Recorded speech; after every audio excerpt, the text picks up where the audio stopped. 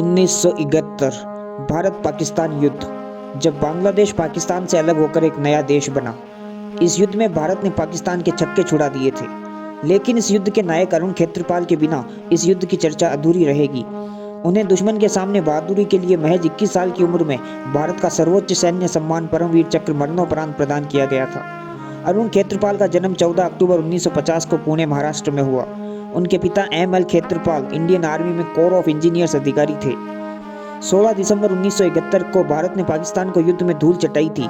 युद्ध के नायकों में एक थे सेकंड लेफ्टिनेंट अरुण खेत्रपाल। वह पाकिस्तानी सेना से मुकाबला करते हुए 16 दिसंबर 1971 को वीर गति को प्राप्त हुए थे। कहा जाता है कि युद्ध के दौरान सेना के अफसरों ने अरुण को वापस लौटने को कहा था, लेकिन वो आखिरी सांस तक पाक के टैंक उड़ाते रहे।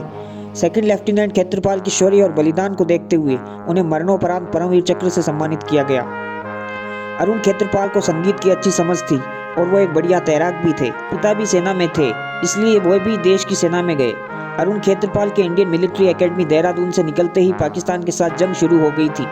अरुण ने खुद उस जंग में भाग लेने की इच्छा अपने अधिकारियों को बताई। जिस दिन भीषण युद्ध हुआ, उस दिन अरुण खेत्रपाल की स्क्वाड्रन 17 पुणे हॉर्स 16 दिसंबर को शक्करगढ़ में थी। अरुण दुश्मन के टैंकों को बर्बाद करते जा रहे थे। उनके टैंक में भी आग लग गई और वह शहीद हो गए। तब तक पाकिस्तान की कमर टूट चुकी थी। युद्ध में भारत को जीत मिली। 21 साल के अरुण खेत्रपाल को युद्ध में भेजे जाने की इजाज़त नहीं मिली थी। अधिकारियों का कहना था कि वे अभी युद्ध की बारीकियों को नहीं जानते हैं, लेकिन खेत्रपाल ने अफसरों से लड़कर युद्ध में जाने की बात मनवाई।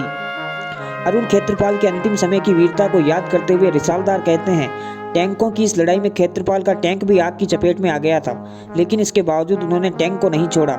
वह लगातार लड़ते रहे। टैंक में आग लगी थी और उनके पैर जख्मी हो गए थे, लेकिन इस बीच वह शहीद हो गए।